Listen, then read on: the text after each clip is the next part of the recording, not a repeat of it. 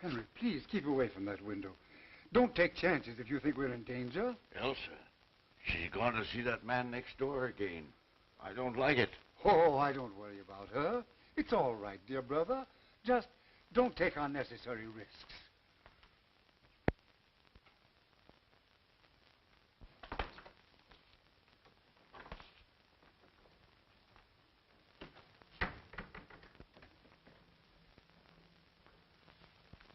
She's gone next door again. I know it. I saw her. Yes, sir. What you'd like to know, that's all. Good afternoon, Miss Murphy. How are you today? Fine, Miss Carson. Thank you for asking. Go right in. Hello, Mr. Bernard. Hello, Elsa. Sit down, please. I must have started something when I introduced you to Landis. Why? What do you mean? Did you come over just to have tea with an old man? Or is someone else coming? I don't know. Of course, if Jim drops in. Oh, him now, is it? Well, Landis is a fine chap, all right, but detectives shouldn't get married. Not until they retire. What do you mean? How about that lady who lives next door to us? Mrs. Tallman? Oh, your aunt and I are just old friends. So I've noticed. Say, if you get any more crazy notions about me, you can meet Landis in your uncle's home instead of my garden. If you knew how I've hated my uncle's house, and now it's even worse. I've wanted to talk to you about this, Mr. Bernard. I don't feel that everything's right with my uncles. Financially? Oh, no, it isn't that. It's just little things I noticed. Well, tell me some of the things, Elsa. Well, none of them seems anything by itself. Oh, I suppose it's natural enough for two elderly men not to venture out of the house after dark. Anyone might hate to sit in a lighted room unless the blinds were drawn, and anyone might be nervous of burglars or fly into a rage at the mere mention of peddlers. Well, how long have they seemed nervous? I noticed it about 2 weeks ago. Have you any idea what makes them so nervous? They're rather mysteries in the neighborhood, you know. I've wondered about Deegan. Who's Deegan? He was the last man we had. He shouted all sorts of threats when Uncle Henry discharged him. I don't think he'd do anything really dangerous, though. I like Deegan. Much better, in fact, than our present man, Foot.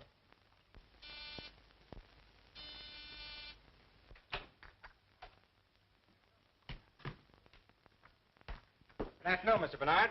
Hello, Elsa. Sit down. I'll pour you some tea. Are you all through? Yep. I have my man in jail, and my work here is finished. I'm going to town tonight. Give my regards to all the gang at headquarters. I surely will, sir. But don't think for a moment you're forgotten. The old-timers all hold you up as a shining example to me. They call me Sherlock Jr. Well, the old ways had certain merits. Don't disregard them entirely. You're not finished already. What's the hurry? I was going to take you for a little drive. It's the last chance I'll have for a while. Oh, don't mind me. I'll go for a stroll. Sit down. We have nothing to say that can't be said before you. Oh, haven't we? Hello, everybody. Having a little tea party? Mr. Landis, this is Mr. Blake. How are you? Oh, yeah. Mr. Blake is my paying guest. Calls himself a chemist. And if making horrible stenches is any criterion, he is. I'll surprise you one of these days and make Dr. Milliken take a back seat. I'll bet he's worried. Mr. Blake in? Oh, excuse me. What is it, chum? Oh, excuse me, please. I want some carbon tetrachloride. Oh, what do you know about carbon tetrachloride? Oh, me want a material. Oh, yeah? Come on out to my laboratory. Oh, thank you very much. Let's go before Blake gets back. Oh, he's not as bad as all that. But remember, this is my last day here. All right, run along then. I'll be seeing you again soon, sir. You don't have to tell me that.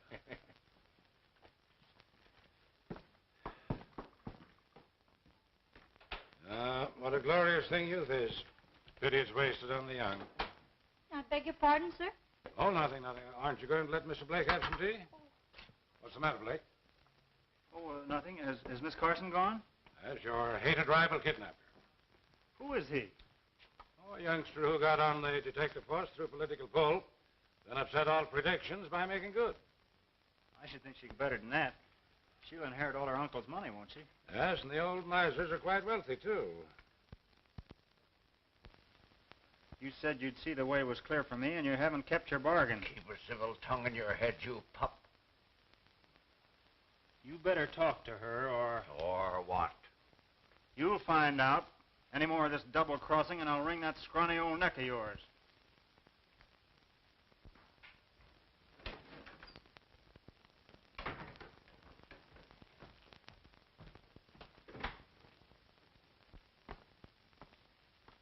Won't you please say yes, dear?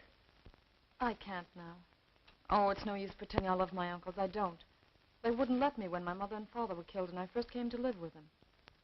But they need me, Jim.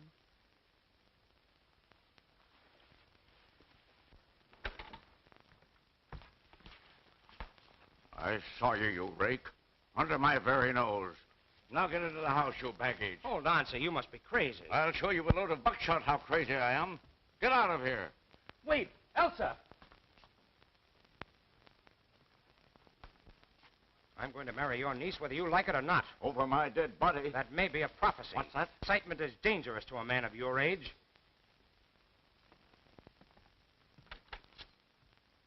Thank you. Well, I'm glad to see you home again, Mrs. Tolman. Oh, that's very nice of you to say so.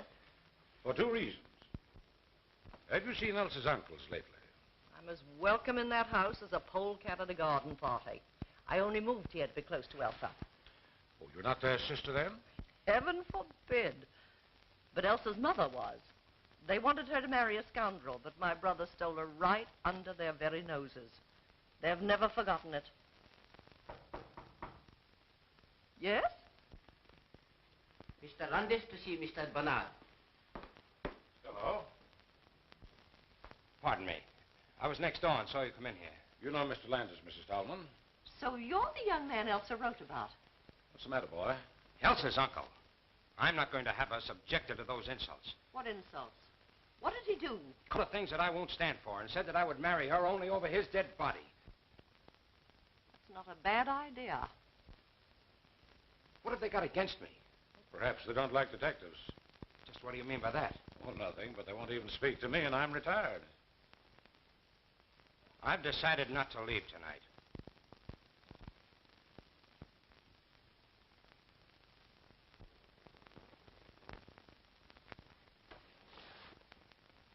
Henry, there's a man sneaking about the garden. What'd you tell me about keeping away from the window?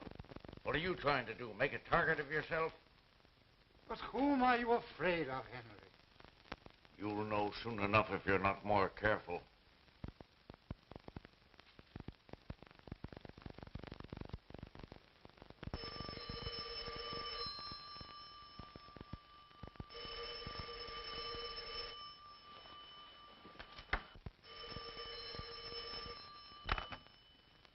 Hello? Hello? Who is it? Well, sir. Please come over. Something terrible has happened. I'll be over as soon as I get dressed. Oh, please, Mr. Bernard, tell me what to do. There, now, dear, keep cool. Now tell me, what's happened? Uncle Henry. In there.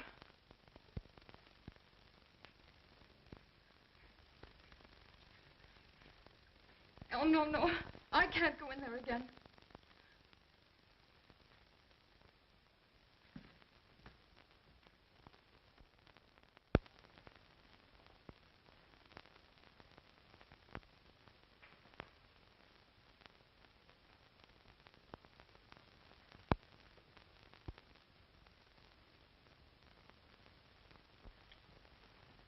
Hello, Doctor. Henry Carson is in there in the library, stabbed in the back. Great Scott. Murdered?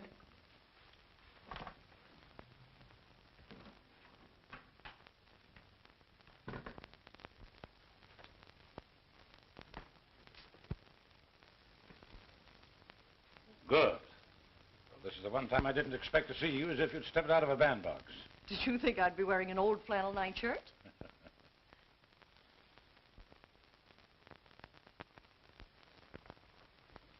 There, there. It was a dreadful shock, wasn't it?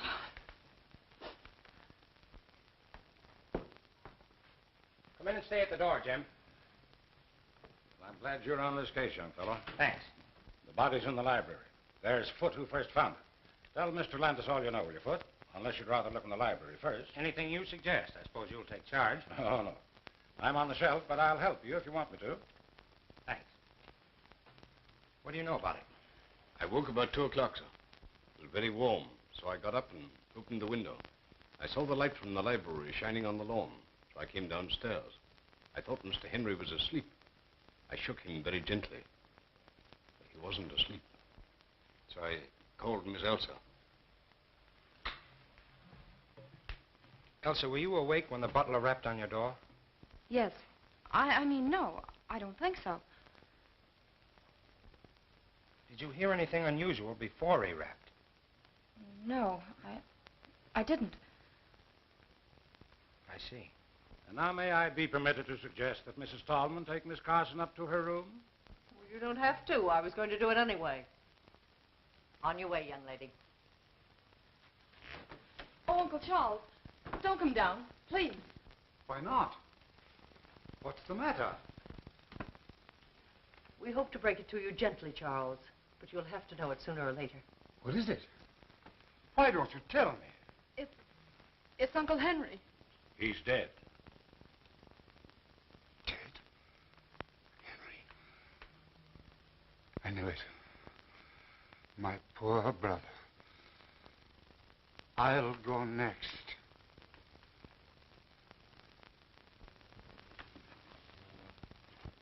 Do you think the stab in the back was the cause of death? Naturally. But this was done with a fine instrument, which accounts for so little superficial bleeding. There was none. The edges of the cut in his shirt and undershirt were bloodstained. Yet if the instrument reached the heart, there would be blood on it when it was withdrawn. If it reached the heart. Young man, I'm short of sleep. Good night. If it reached the heart.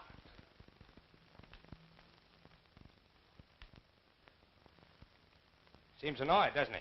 Well, naturally. First you doubt the wound is the cause of death. Then you talk about it having reached the heart. That's right. So I think I'll be saying good night, too. Now, listen. I don't want to bother you if you're not interested, but I'd be mighty grateful for your advice and assistance. Will you help? Well, if you put it that way, I'll do what I can. Okay. Would you prefer to work independently, or shall we compare notes as we go along? Well, we'll make notes as we go along and then draw our own conclusions. Swell. Now, if you don't mind, I'll start with this room. All right, young fella, go ahead. I'll follow you.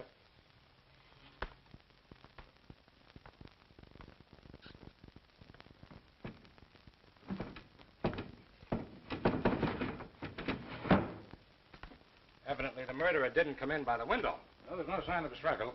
Carson was stabbed without warning as he sat at his desk, not moved to that position afterwards.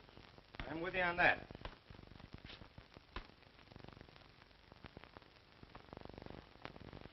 Hey, look here a minute. How do you suppose that blood got there? Did you expect to find it? No, just noticed it. What do you make of it? I don't make anything of it unless someone cut himself accidentally. Carson's wound never bled like that.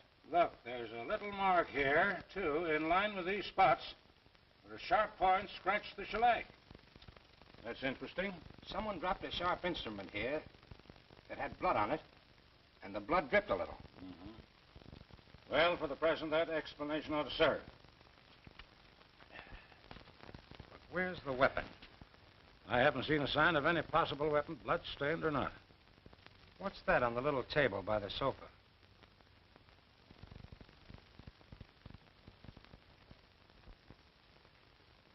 An empty scabbard. It doesn't look as though it would fit the weapon that inflicted the wound. Possibly not. And that's interesting, too. But where's the weapon that belongs to it? Might be worth finding out. Well, we'll look into that tomorrow. Meanwhile, is there anything more you want to do tonight? I don't want to keep you up, but I'd like to sleep on this with as much information as I can get. You know more about the household, and you were here first. All right, come over to my house, and I'll give you 15 minutes.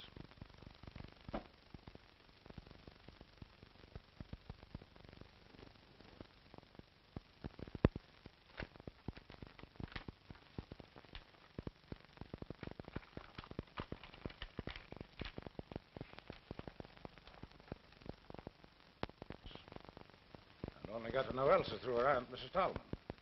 Well, that about covers everyone. Well, except Peter Blake, my lodger.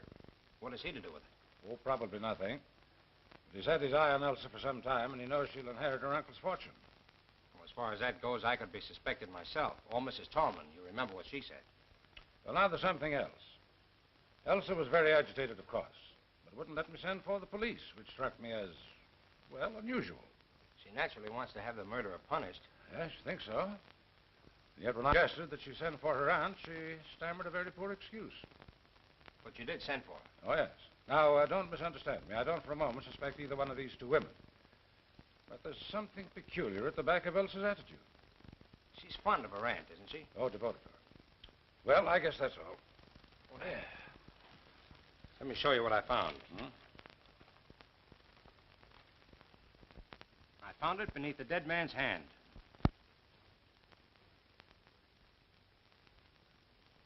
Interesting. What else?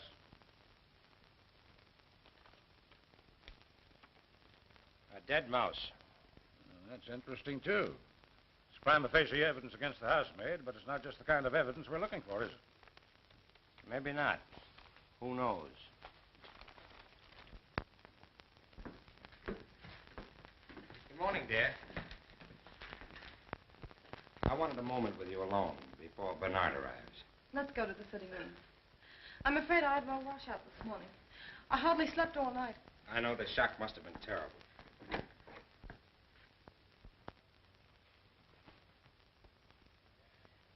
Jim, I'm terribly upset. There, don't worry. We found a number of clues. Mr. Bernard. Just wait outside. Well, good morning, dear. Any inspirations in the night? No, but I've arranged for the autopsy and had a look over the grounds. I was just going to ask about this man Deegan. Do you think he had anything to do with last night's tragedy? I don't think so. I don't know. Of course not. Elsa, were your uncles still engaged in business? I believe Uncle Henry wasn't away. They seldom went out, but Uncle Henry wrote a good many letters. It was he who handled the details, then? I suppose so. But you know nothing of the nature of their business. They never talked much of it. Some real estate investments, I think. You never overheard them mention an enemy? No, I never have. Would it be possible for us to see your Uncle Charles for a moment? Oh, no, you mustn't. Please, don't disturb him now.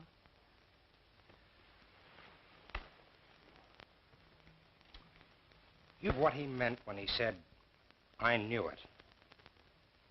Only that he's been afraid of something for weeks. Do you know of any quarrels your uncles may have had with anyone? Anyone at all, recently?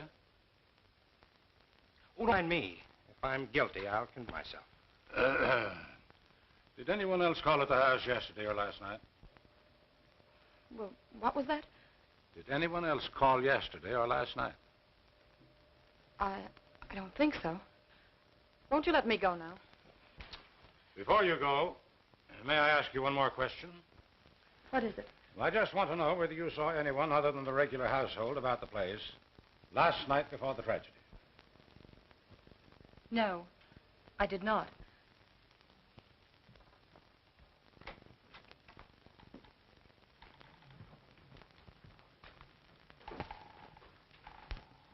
Come in, Foot.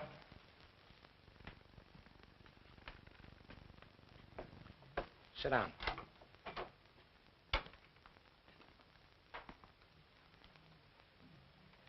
I have a few questions to ask you. This is unlocked, Foot. Did you lock it last night? No, sir.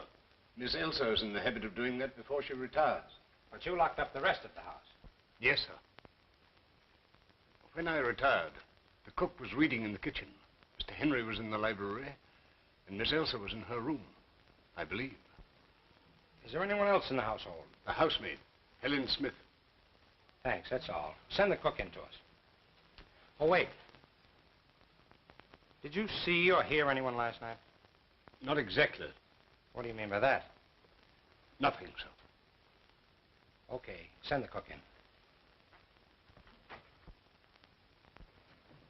A little experiment in psychology. Foot knows that we know he's holding something back. You'll have a good alibi. All the better. We'll check it and place him in the case one way or another. Come in. I'm afraid I don't know your name. Miss Dubbin, sir. Now, Miss Dubbin, I want you to tell me what happened last night. Sit down, please. Well, it was after dinner when the dishes was washed up with the help of Helen Smith, who is always neat and helpful with a quiet tongue and tidy ways. Not like that Mr. Foote who thinks he owns the house. Skip that. Go ahead. Mr. Foote had some silver to polish in the pantry, so I settled down to read a book called Passions in the Purple. And, sir, while I don't go much for princes or princesses in a rule, I must say those two was as deserving a pair of young lovers as you could ever hope to find. Exactly. And after you read about them for a while, you went to bed. Yes, sir. But it was quite late. And then I had such a fright. What frightened you? It was nearly midnight when suddenly I looked up from the book page as if some power outside myself had drawn my eyes to the window. And there was a man's face, right up against the glass. I nearly fell off at the chair, because in the book the prince has been captured. Did you recognize the face? No, sir. I was much too scared. Did you warn Mr. Henry? Me warn Mr. Henry? With his terrible temper? No, sir. But I told Mr. Foote this morning. Quite right. We won't detain you any longer. You may go.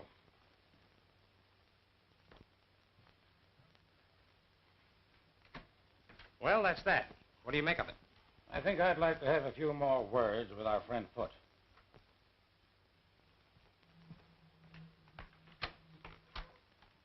Foote! We find we have a few more questions to ask you. Yes, sir? Have you put down any poison against rats or mice lately? No, sir. I didn't know of any having been put down. Say, by the way, why didn't you tell us about the face at the window last night? Slipped my memories. A few minutes ago, I asked you whether you saw or heard anyone last night, and you answered, not exactly. Well, sir, I told you that I woke up shortly before 2 o'clock. But I woke before that, around midnight, I believe. I was awakened by voices. A voice, anyway. Did you recognize the voice? Did you recall any words? No, sir. But I felt sure I'd been awakened by a voice. Did you get up? No, sir. Why did the murdered man fire Deacon? Sure I don't know, sir. What hold did you have on Henry Carson to make him fire a good man without cause, just to make a place for you? You'll excuse me, sir, but I don't know what you're talking about. Did you ever hear of Foxy Wilder? No, sir. That's all. Send in Miss Smith.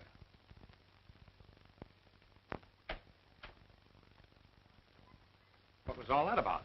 The shot in the dark that hit him. Did you see Foote take it? I certainly did. Who's the man?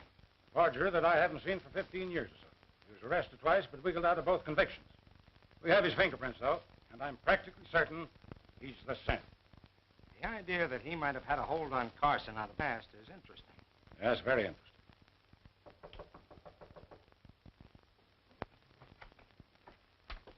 Take a seat, Miss Smith. I know nothing about the murder of Henry Carson. I was in bed and asleep by 10 o'clock. Miss Smith, did you sweep the library this morning? I did not. It was swept the day before. Did you dust the little table by the couch? Of course I did. Did you see the dagger there in its scabbard? Of course. To whom does the dagger belong? To... Why? We're asking questions. To whom does the dagger belong? I haven't any idea. Does it belong to Miss Elsa? Well, if you're trying to accuse that poor innocent girl... Does belong to Miss Elsa, eh? I haven't the faintest idea. That's all, Miss Smith. You may go.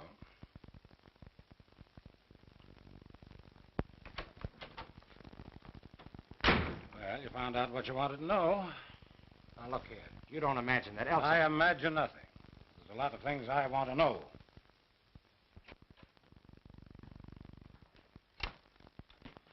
Hello, what's up? Who? Henry Carson. He was a friend of yours, I believe. Well, I just knew him, sir. What are you, doing here, Mr. Blake? Oh, just experimenting.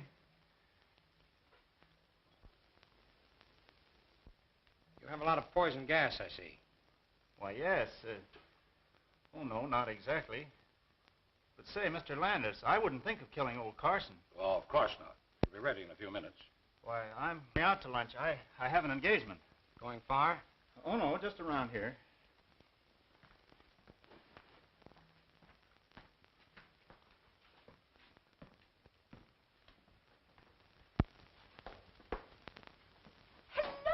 Well, you've just missed lunch.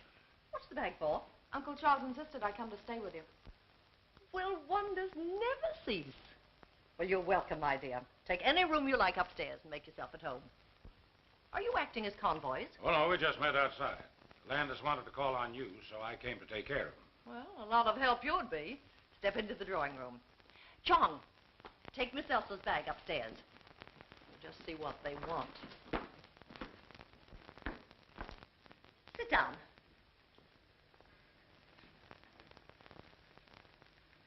You want to talk to me? Did I or did I not kill Henry Carson? That'll do for a start. Well, what do you think? You're a detective? You'd be surprised at the number of charming-looking women that permit themselves the luxury of murder. You know, I'm beginning to like you. But you haven't answered my question. I'm not going to, young man. Find out for yourself. I'll admit I once shot a man, but it was a very poor shot and I was terribly ashamed of it. Carson's death was no great grief to you, was it? No. I'm a good hater, as anyone who is unkind to Elsa will find out. Have you been in touch with the Carson house lately? Let's see. We talked it over last night. But we couldn't imagine who might have done it. I mean, were you in touch with the Carson house, Mrs. Tallman? Why, I haven't seen Aunt Marion for days. But you talked to her. After we found Uncle Henry, Aunt Marion came over you. Don't be silly, child. You telephoned me last night about 10 o'clock and asked me to come over. Why didn't you tell us that, Elsa? What has telephoning my aunt to do with the murder? It might have a lot to do with it. Did you go? No. I knew that a row with her uncle would just make matters worse for her. Was it because of the incident between your Uncle Henry and me? Yes, he was much worse after you left. You mustn't let our visit upset either. Oh, certainly not. But on the other hand, Mrs. Tallman, I must ask you not to attempt to leave town. I have no intentions of leaving town. You'll find it very hard to arrest me while Chong is still with me. Good afternoon, gentlemen.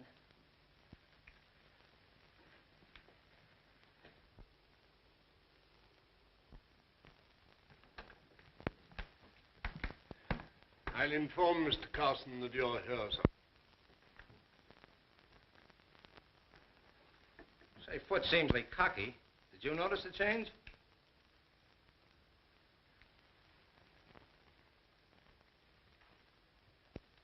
What's the matter? Never going to speak to me again? Look here, young fella. What is the idea of that last crack to Miss Tallman? Too bad if it turns out to be her. You go chase yourself. Well, gentlemen, here I am. Be seated, gentlemen, please.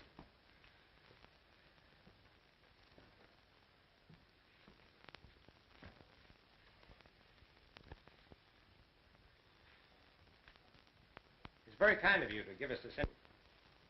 We have no definite clue as yet, so we've been forced to come to you for help. I'm afraid there's little help that I can afford you.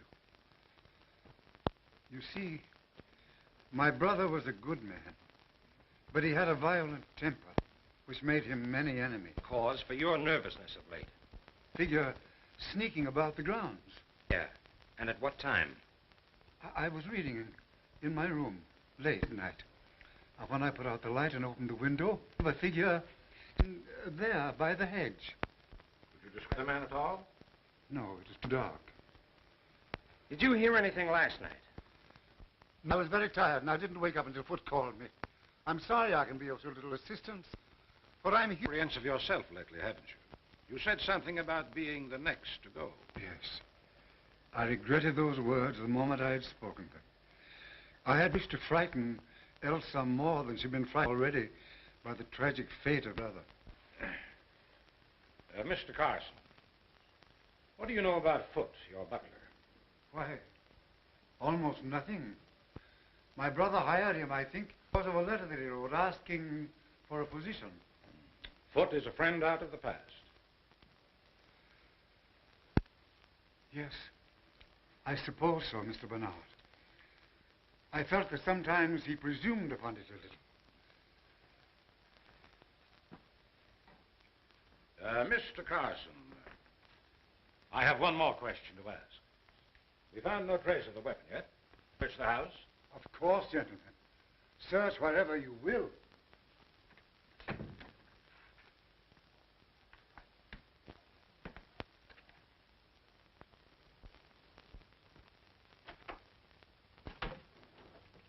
No use looking in there. If it were hidden among her clothes, she'd have found it herself.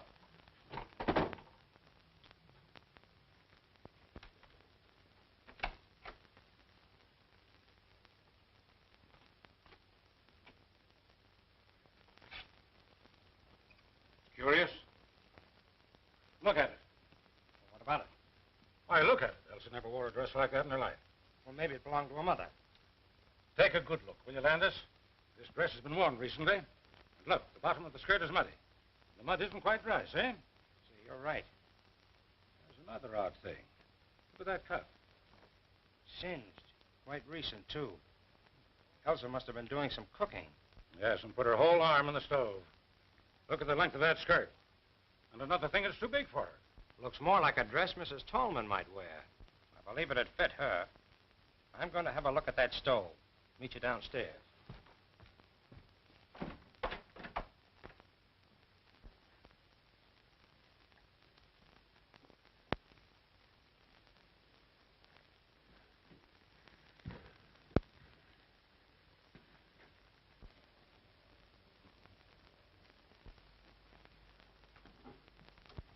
Excuse me, sir.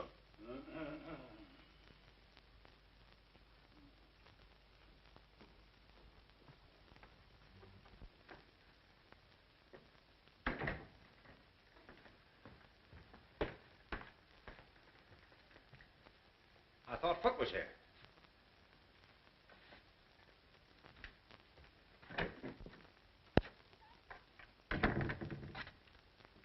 Foot. Do you remember anything more about the voice that awakened you earlier in the evening? I really don't remember anything more than I told you, sir. Well, do me a favor and try hard to remember now, will you? I'll try, sir.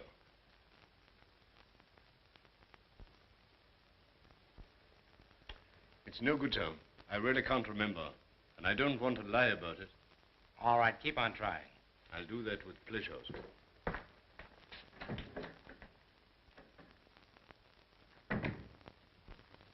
No, I can't say that I noticed anything peculiar about the library chandelier. Well, I did. When we were waiting in there for Charles Carson, I happened to look up at it.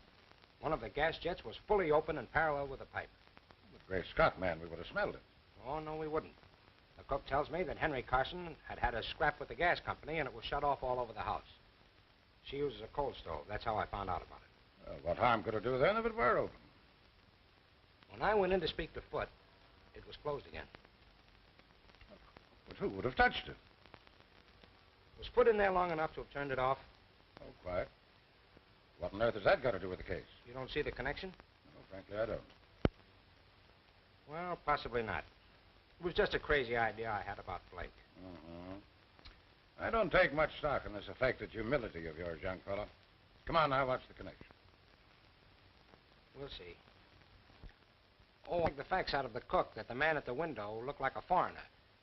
Wore a cap, had gray or blue eyes, an unshaven face, and a black mustache. A complete description. Either she was lying in the first place, or she's made it all up. No, she didn't know she knew it. And we'll have no difficulty in finding it. Want me to do it? I'd be glad if you would. And now, before I leave, I think I'll pay Mr. Blake another little visit.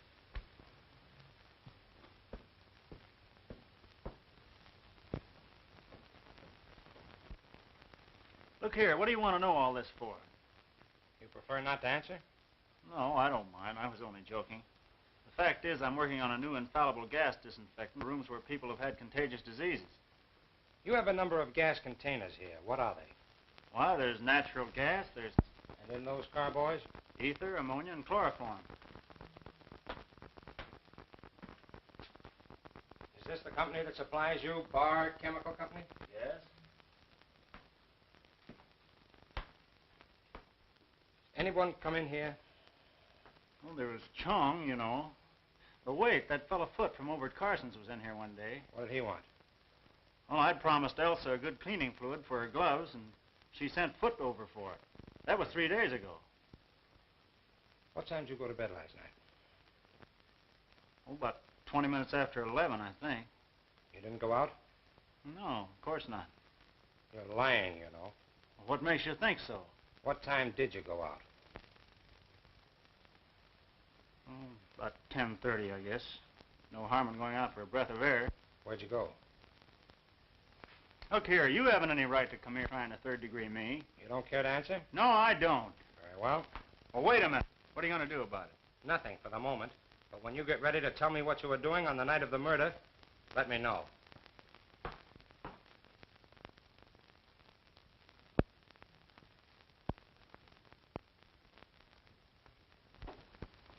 Good morning, good morning. You're an early bird. Or haven't you been to bed? You realize this is the third day now and we're just about where we started? Oh, I wouldn't say that. Well, I'm anxious to hear what you found out yesterday. Good. Sit down, then. Over the way, I checked on Deegan. The people who employ him were giving a party that night, and he was on duty until 4 in the morning. So that eliminates him. Well, I had better luck.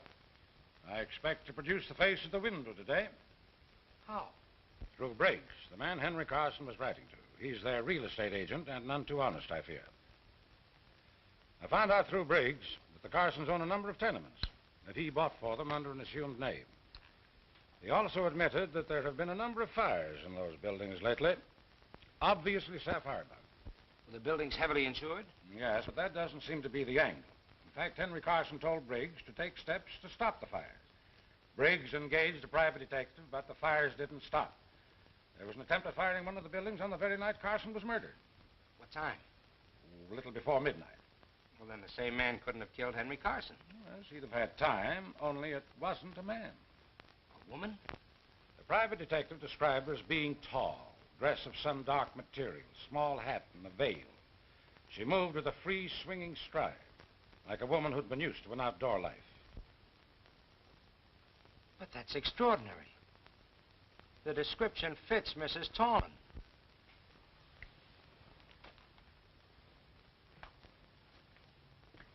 I knew you'd say that.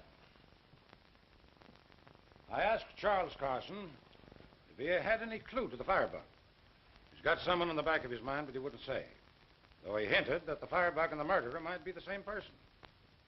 You think Mrs. Tallman couldn't have done it? That dress in Elsa's room. Well? If she had just escaped arrest and thought somebody was following her, and instead of making for her own home, she made for the Carsons. Henry Carson admitted her and swore at her for disturbing him. His voice, or hers, woke Foot. In the heat of the moment, she picked up the dagger, stabbed Carson, then hurried to the hall. Now let's say that by that time, Elsa had come out into the upper hall, and so Mrs. Tallman pulled herself together, went upstairs to the girl, and borrowed another dress to go home in, leaving hers with the singed cuff. So you figured that you put two and two together, eh? His attitude?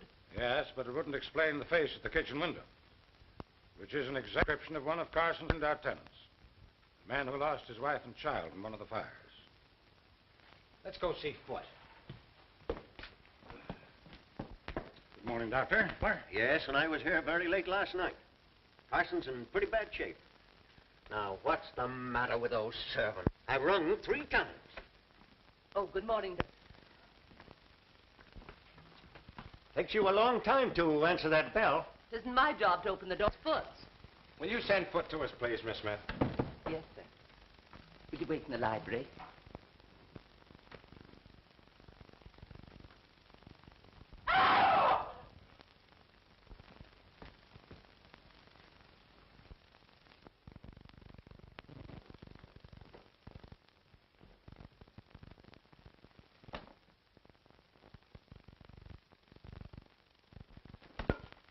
What's the matter? What happened? Foot! Foot! Oh, Mr. Landis, what's the matter? Foot isn't here, sir. What? The fact is, Mr. Carson, Foot has been injured. Why, how could he be? He had no business leaving the house at this hour of the day. Dead. Dead? Foot? Oh, nonsense. Now, don't get excited, Mr. Carson. Foot was killed last night. Murdered? Was he killed here? Mr. Landis, was he killed here? That's right. What does it mean?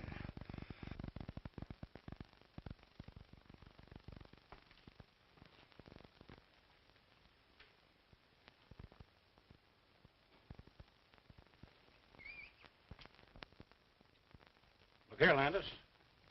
What do you make of this? Looks as if some very muddy article was dragged across the sill. You see that out there? Yes. Flower bed is covered with footprints that have been carefully trodden out.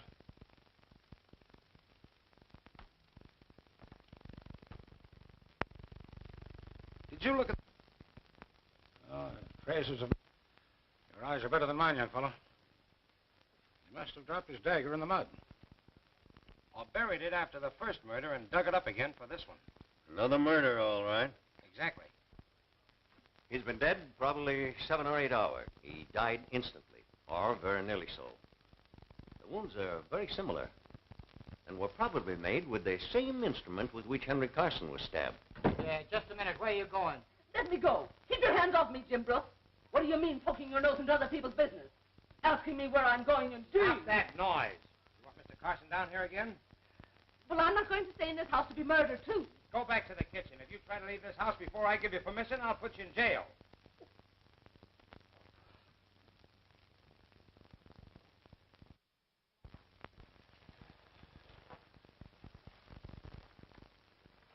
Helen Smith is gone, and there's only the cook, so I had to come back. Yes, dear, we let her go home. I've questioned both those, and I can't throw any light on the case. Now, I want you to trust me, Elsa. I do trust you, Mr. Bernard. Then I want you to tell me how you knew that your aunt came here at a late hour the night your uncle died. I can't. You'll tell Jim, and he already suspects Aunt Marion. She told me so. Now, my dear, you've asked me to help you, but you won't help me. I want to prove a record is clear, but I can't do it unless I know everything. I suppose I ought to trust you. I know you wouldn't say that, just find out. No, I wouldn't. All right. I got up to get a drink of water, and I heard the library door close and looked downstairs. What time is that? A little after 1 in the morning. What did you see? Seemed so treacherous. I saw my aunt. Was there a light down? Just a dim nightlight. But I called out, Aunt Marion. Yes, what did you say? She didn't say anything. She put her fingers to her lips. Then she waved me a kiss and hurried out the front door. What sort of clothes was she wearing? Something dark. A dark brown or green dress and a small hat. Could you see her face? Not clearly. There was very little light, and her face was in shadow.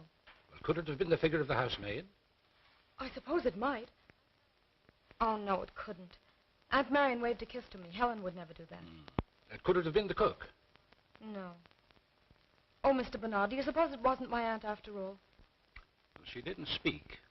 And one might have the presence of mind when you called out Aunt Marion to play the part of your aunt. I hope you're right. I couldn't believe Aunt Marion would do anything so horrible. Well, neither could I.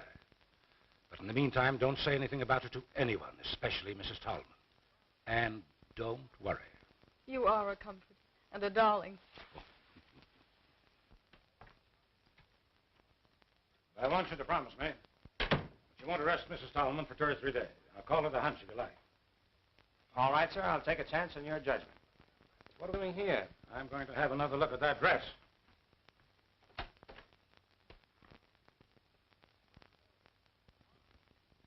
Gone. Gone. I'll have a chat with Elsa about it.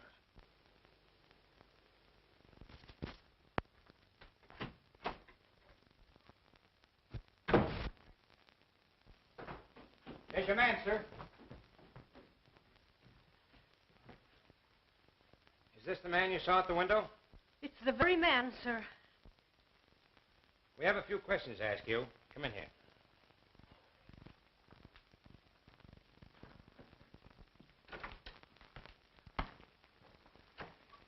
Sit down.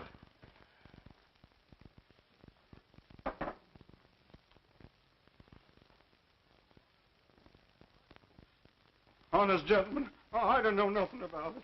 Don't worry about that now. Sit down. We haven't accused you of anything yet, you know.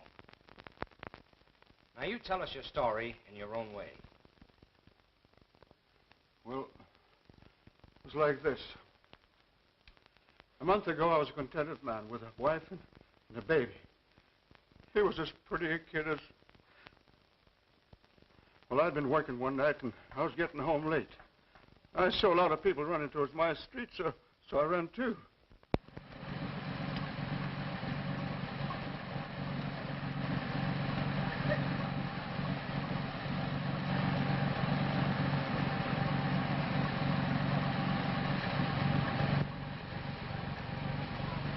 Get back there. But my wife and kid, they're in fire. Everybody's out. My wife and kid, are they safe? There was a woman and kid, but they took them to the hospital. Hospital?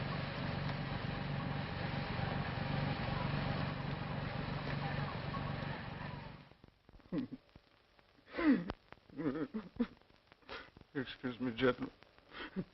I ain't been the same since that night. Well, I rushed over to the hospital, and there was Alice and little Bill lying in a bed together with a sheet pulled over their faces. So you set out to find the owner of the building? That's it, sir. All I was asking was the price of a tombstone, like Alice had wanted, that's all. But Briggs, he wouldn't tell me. So a friend of mine in the fire department, he made him spell the names of the owners and their address. So you came out here? That's right, sir. But I couldn't get here till late because I got mixed up finding the place. Must have been about 11:30 by the time I got here. What did you do after you got to the house? Well, I looked in the back window.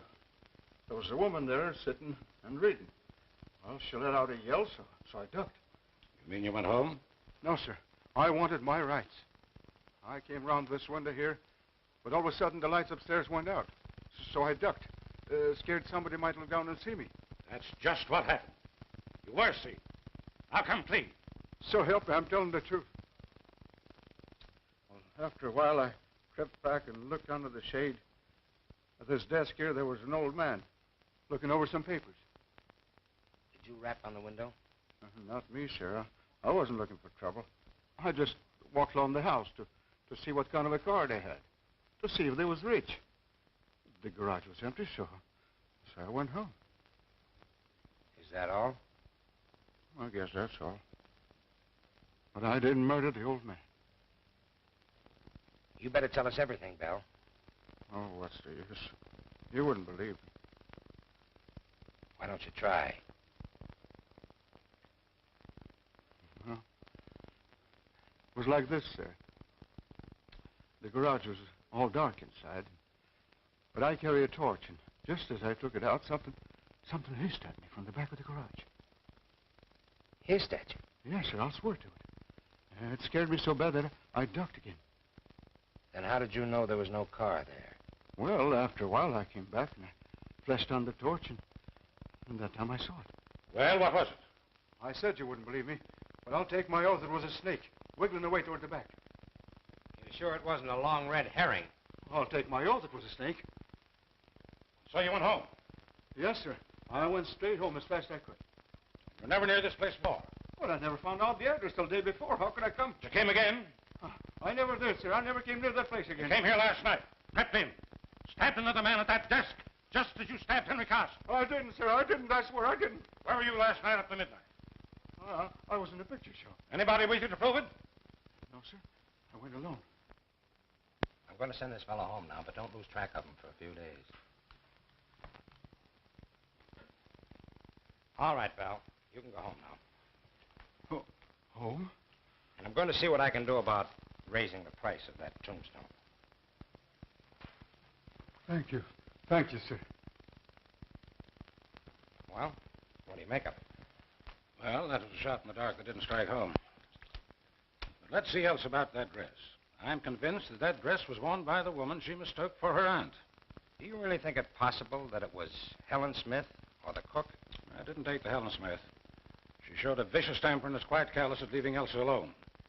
And for a good cook, Miss Devon strikes me as being unconvincingly brainless. She told the truth about the man at the window. Yes. And she was the only person in the household that was up late the night that Henry Carson met his death. And so far as we know, she was alone downstairs with Foote last night when he died.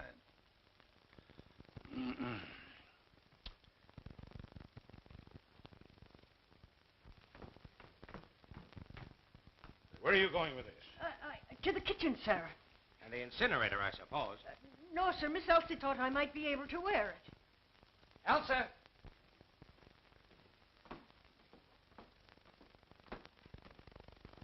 Did you give this dress to the cook? Why, yes. I found it at the bottom of Foot's trunk. Foot. Well, Foot must have planted that dress in here. And it would be the logical place for him to hide anything else. While Elsa was away.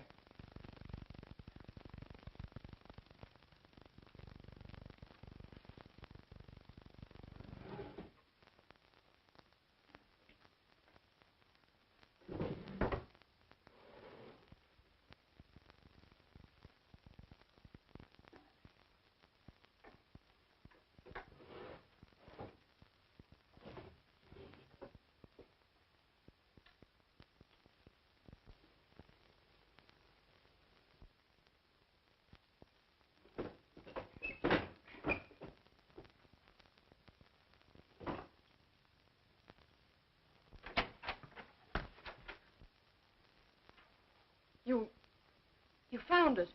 Yes, Elsa, where you hid it. Oh, I know I shouldn't have done it. But it lay there. Where? It lay on the floor of the library. Foot hadn't seen it, so I sent him for water. Then I ran upstairs and threw it in my wardrobe. That's why you called Mr. Bernard from upstairs, but why did you hide the dagger, Elsa? Oh, don't you understand?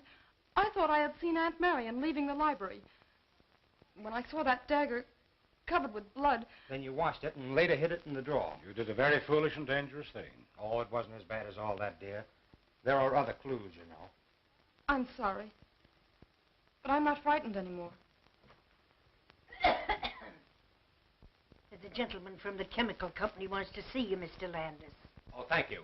Will you come too? Excuse us, dear.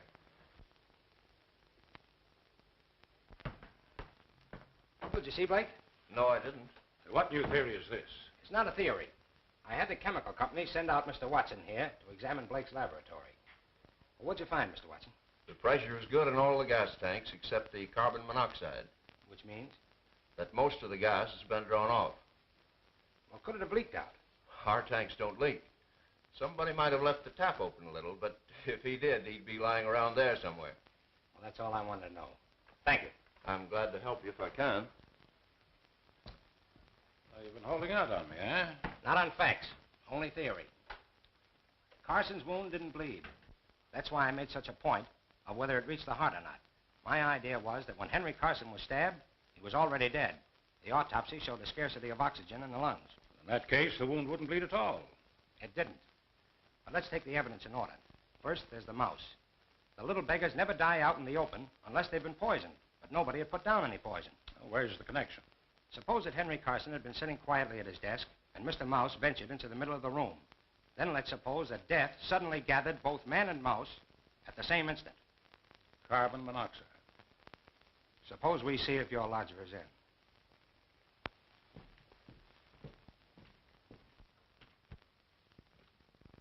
Well, it looks like he skipped. I'll broadcast his description. We'll soon pick him up. Say, Landis, how do you figure the gas got in the library? From the gas jet and the chandelier. Blake tapped the pipe and let in the carbon monoxide from the tank. Sounds interesting, but I'm inclined to think it's all moonshine and coincidence. Now, how would that hook up with the stabbing of Henry Carson and the stabbing of Foot and the dagger and the disappearing dress and the woman in the hallway? Were they all in the plot together? We're not even sure that Foot and Carson were stabbed with the same dagger. We're sure they weren't. Elsa hid it long before Foot was murdered. Oh, quite so. That doesn't prove that both men were not stabbed with one and the same dagger. For the love of Mike, man, you don't suspect Elsa. I don't think Henry Carson was stabbed with the dagger at all. It was planted there. On the evidence of Elsa, the dagger was covered with blood. It dripped on the floor. And yet the wound did not bleed. Whatever blood was on the weapon came off on the clothes when it was withdrawn. That's right. Well, then we can eliminate at once both Arthur Bell and Peter Blake. For neither of them had the intelligence to conceive such well-planned crimes. Well, I'm not eliminating Blake, and I'm not eliminating Mrs. Tallman. All right. But there's an experiment I'd like to try. What is your experiment? Well, it's quite simple. All I ask is that you place yourself at my disposal tonight and possibly tomorrow night. Okay. still have a man watching Mrs. Tallman, I want you to call him off. And let me convey to Mrs. Tallman in a roundabout way that you've done so. You agree? I do.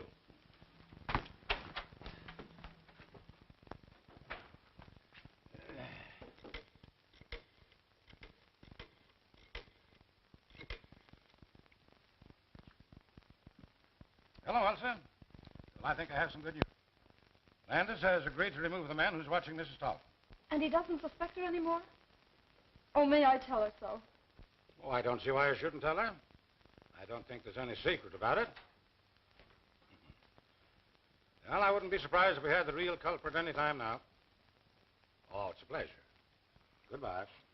All right, I've called off my man. What next? I want you to go back to your hotel and stay there quite openly. And about 11 tonight, slip out and creep up to my back door without letting anyone see you. Anyone at all. Can you do it? I think so. All right, then. Off with you.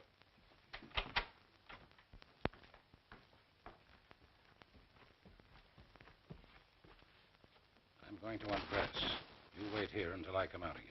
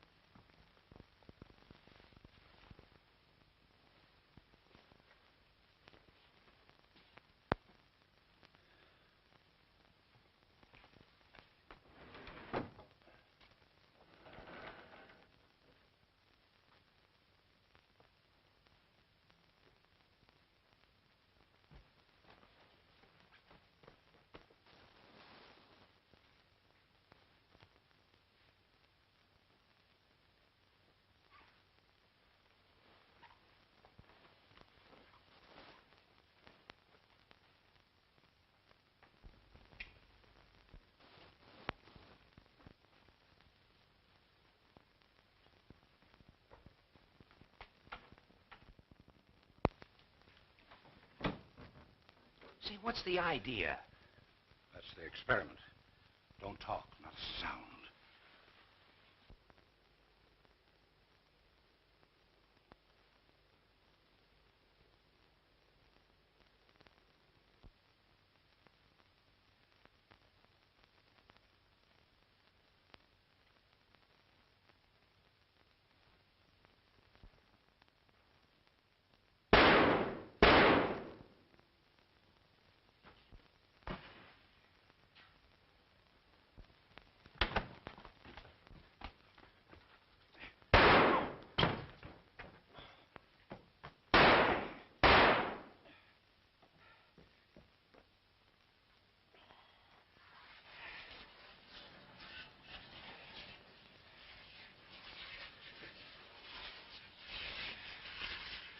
That's safe. Come on.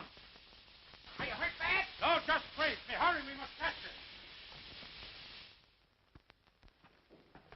it. Where the deuce are you going? What is all this? Now, this is my show, Landis. Bruce here is the detective working for me. You identify the firebug, Bruce? All but the dresser, same height, carriage, and walk. Uh-huh.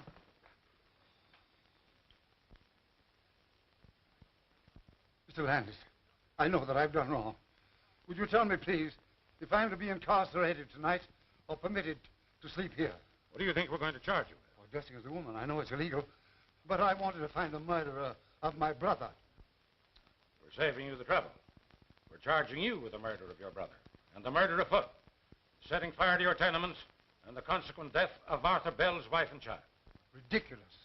You know that I was in my room, and at what hour I put out my lights. Yes, I found the clockwork arrangement that put out your lights. Now I'm going to find the dagger with which you stabbed your victims. That was a smart idea of yours, planting the dagger smeared with your own blood. You see, I saw the first morning that you had a piece of tape on one of your fingers. Lies, lies, Mr. Landis. How long is this farce to continue? Until you confess. Come on, Landis. Let's find that dagger. I think I know where to look. One moment, gentlemen, please. I admit I'm the firebug. Unfortunately, I'm the miserable victim of a pathological mania. But I know nothing about the murder of my brother or afoot. That woman next door did it. You murdered them both. You fired your buildings for the insurance. Then you came home that night and found your brother as you thought asleep. With him out of the way, you would possess his fortune as well as your own. You saw the letter he was writing to Briggs, and you stabbed him to put an end to him and his interference. You're mad. But Elsa's cry awakened Foot, who came down and found you and feminine attire. He proceeded to blackmail you. You lured him into the library, where you stabbed him as you did your brother. Pray, tell me, where is the weapon with which you imagine I killed my poor brother and Foot? It isn't in the house, so it must be somewhere in your course between the front door and the side door where you re-entered the house. Come on, Landis. We'll look the ground over again. Right. So, you've got your flashlight? Yes, well, we'll take Carson along.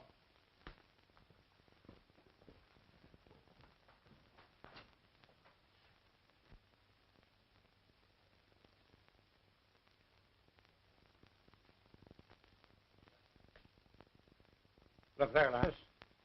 Doesn't it seem strange that such a tall plant should be tied to such a short stake? That stake? That wouldn't help it any.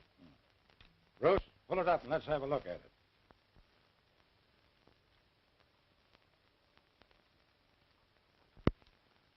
That accounts for the mud on Foot's back.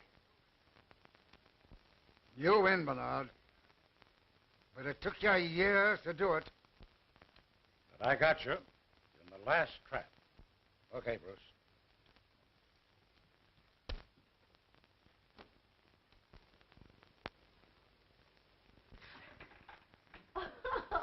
Cleared at last, and you're foiled again, Jack Dalton. I'm sorry, Mr. Dollar. Oh, forget it. I suppose you want to talk to the mastermind. Yes, but I wondered... Oh, I know what you're wondering. I'll just see if she's presentable. She's had quite a shock, you know. Yes, she must have had. You'll find Sherlock in there. Thank you. Good morning. Oh, good morning. Oh, don't get up. See, now that it's all over, do you mind telling me how you happen to suspect Carson? Not at all. You took it for granted that Carson wouldn't murder his own brother, and you never looked his way. I didn't and did. That's all. Well, that's not all by a long shot. But I believe congratulations are in order. Oh. But don't forget, you must congratulate me, too. For what?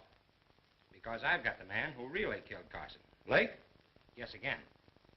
Say, what is this, a game? Where is the real murderer? I have him by the hand. Are you trying to kid me? I'm not kidding. You killed Henry Carson. I never could figure why Foot should turn back that gas jet in the library. It didn't make sense. But you were there, too.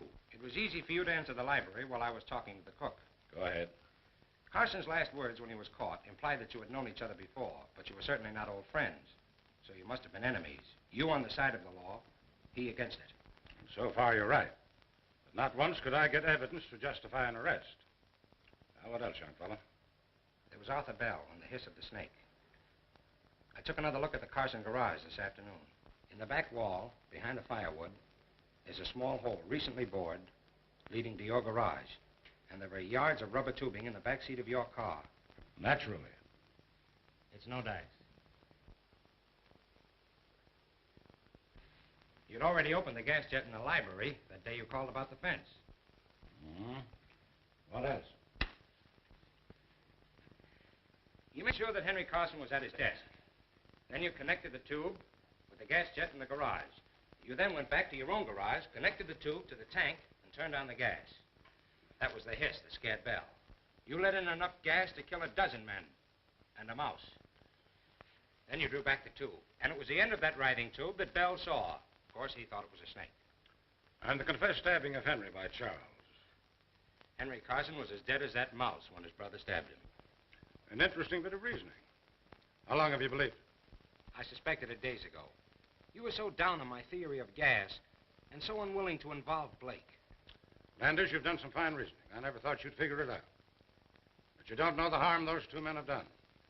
I came here to live with no idea but to trap them. You see, we never actually met, but they knew me as well as I knew them. Hello. Are you two still congratulating each other? We're pretty good. Well, there's someone outside who thinks so, too. Oh, you'll pardon me if I carry this investigation a little further.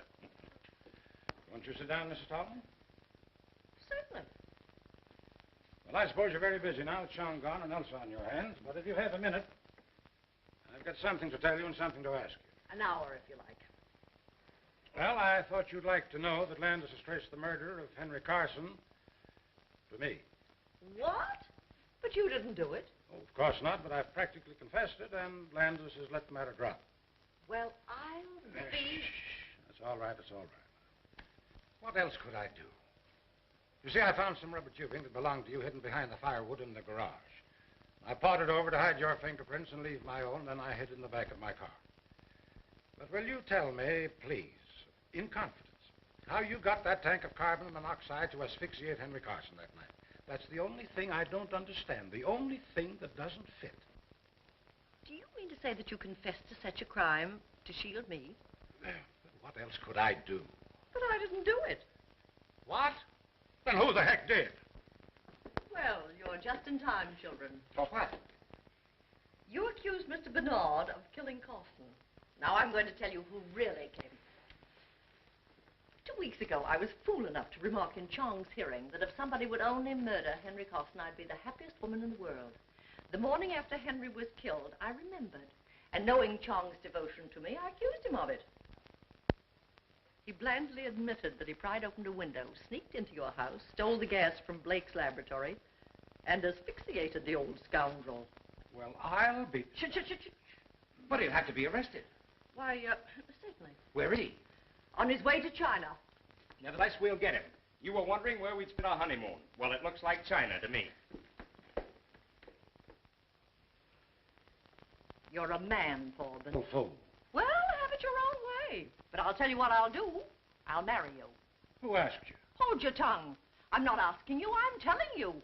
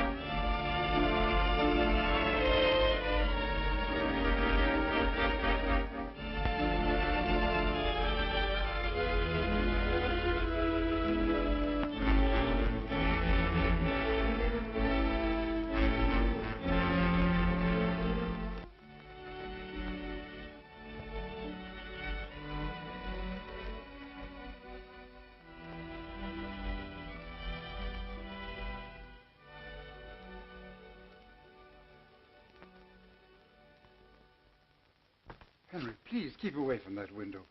Don't take chances if you think we're in danger. Elsa, she's going to see that man next door again. I don't like it. Oh, I don't worry about her. It's all right, dear brother. Just don't take unnecessary risks.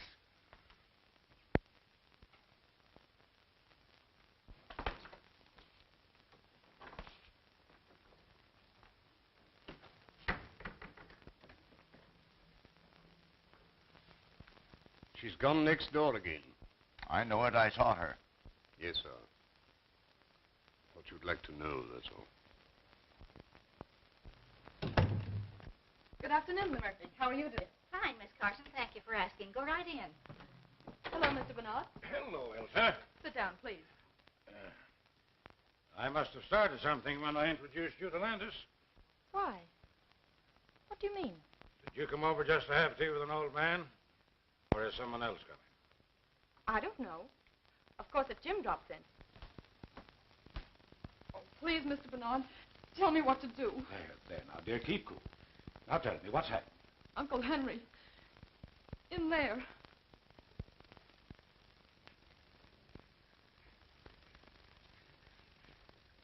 Oh, no, no. I can't go in there again.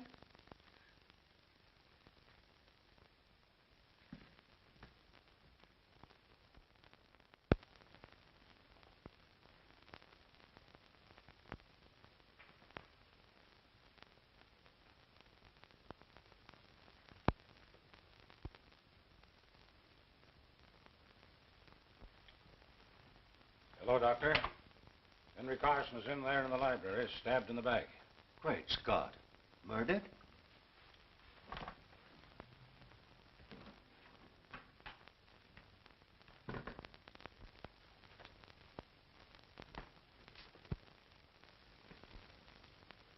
Good. Well, this is the one time I didn't expect to see you, as if you'd stepped out of a bandbox. Did you think I'd be wearing an old flannel nightshirt?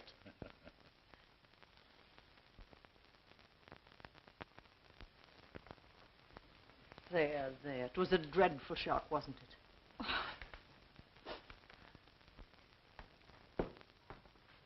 Come in and stay at the door, Jim. I'm glad you're on this case, young fellow. Thanks. The body's in the library. There's Foote who first found it. Tell Mr. Landis all you know, will you, Foote? Unless you'd rather look in the library first. Anything you suggest. I suppose you'll take charge. Oh, no. I'm on the shelf, but I'll help you if you want me to. Thanks. What do you know about it? I woke about 2 o'clock, sir. It was very warm, so I got up and opened the window. I saw the light from the library shining on the lawn, so I came downstairs. I thought Mr. Henry was asleep. I shook him very gently. But he wasn't asleep. So I called Miss Elsa. Elsa, were you awake when the butler rapped on your door? Yes. I mean, no, I don't think so. Did you hear anything unusual before he rapped? No. Oh, now is it? Well, Landis is a fine chap, all right, but detectives shouldn't get married. Not until they retire. What do you mean? How about that lady who lives next door to us? Mrs. Tallman? Why, your aunt and I are just old friends. So I've noticed. Say, if you get any more crazy notions about me, you can meet Landis in your uncle's home instead of my garden. If you knew how I've hated my uncle's house. And now it's even worse. I've wanted to talk to you about this, Mr. Bernard. I don't feel that everything's right with my uncles. Financially? Oh, no, it isn't that. It's just little things I noticed. Well, tell me some of the things, Elsa. Well, none of them seems anything by itself. Oh, I suppose it's natural enough for two elderly men not to venture out of the house after dark.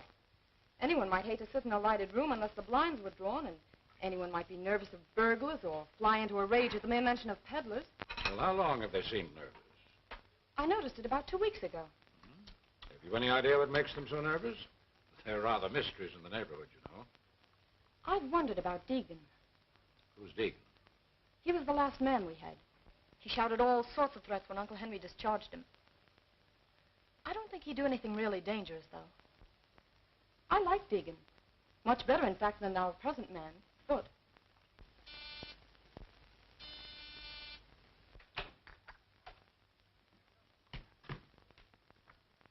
Good afternoon, Mr. Bernard. Hello, Elsa. Sit down. I'll pour you some tea. Are you all through? Yep. I have my man in jail, and my work here is finished. I'm going to town tonight. Give my regards to all the gang at headquarters. I surely will, sir.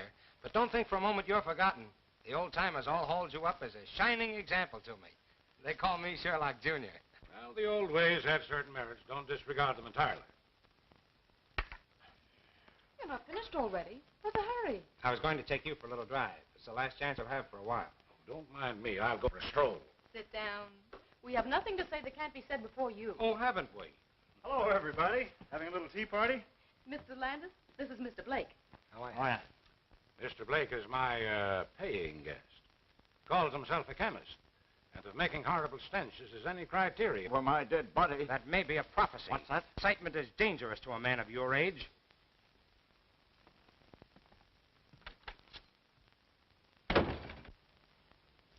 Thank you. Well, I'm glad to see you home again, Mrs. Tallman. Oh, that's very nice of you to say so. For 2 reasons. Have you seen Elsa's uncles lately? I'm as welcome in that house as a polecat at a garden party. I only moved here to be close to Elsa. Oh, you're not their sister, then? Heaven forbid. But Elsa's mother was. They wanted her to marry a scoundrel, but my brother stole her right under their very noses. They've never forgotten it. Yes? Mr. Landis to see Mr. Bernard. Hello. Pardon me. I was next door and saw you come in here. You know Mr. Landis, Mrs. Tallman. So you're the young man Elsa wrote about. What's the matter, boy? Elsa's uncle. I'm not going to have her subjected to those insults. What insults? What did he do? A couple of things that I won't stand for, and said that I would marry her only over his dead body. It's not a bad idea. What have they got against me? Perhaps they don't like detectives. Just what do you mean by that? Oh, nothing, but they won't even speak to me, and I'm retired. I've decided not to leave tonight.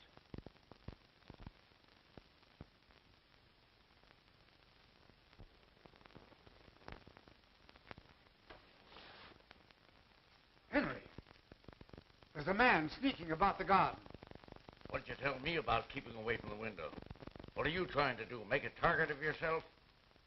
But whom are you afraid of, Henry? You'll know soon enough if you're not more careful.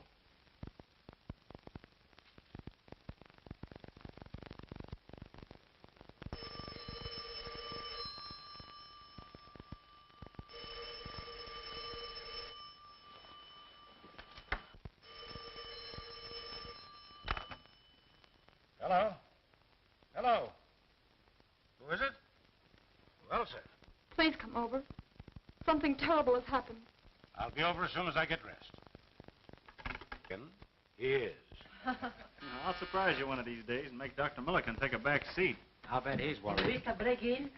Oh, excuse me. What is it, Chum? Oh, excuse me, please. I want some carbon tetrachloride. Oh, what do you know about carbon tetrachloride? Oh, me want a material. Oh, yeah? Come on out to my laboratory. Oh, thank you very much. Let's go before Blake gets back. Oh, he's not as bad as all that. But remember, this is my last day here. All right, run along then. I'll be seeing you again soon, sir. You don't have to tell me that.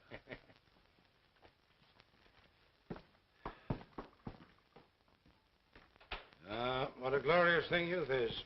Pity it's wasted on the young. I beg your pardon, sir? Oh, nothing, nothing. Aren't you going to let Mr. Blake have some tea? What's the matter, Blake? Oh, nothing. Is Miss Carson gone? That's your hated rival kidnapper. Who is he? Oh, a youngster who got on the detective force through political pull, then upset all predictions by making good. I should think she's better than that. She'll inherit all her uncle's money, won't she? Yes, and the old misers are quite wealthy, too.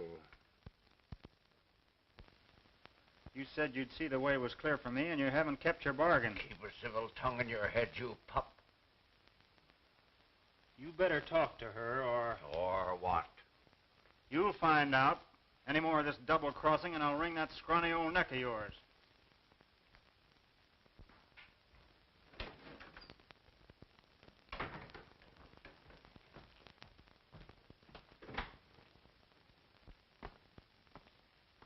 Won't you please say yes, dear? I can't now. Oh, it's no use pretending I love my uncles. I don't. They wouldn't let me when my mother and father were killed and I first came to live with them. But they need me, Jim.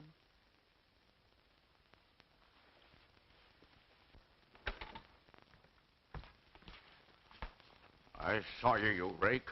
Under my very nose. Now get into the house, you baggage. Hold on, sir. You must be crazy. I'll show you with a load of buckshot how crazy I am. Get out of here. Wait, Elsa! I'm going to marry your niece whether you like it or not.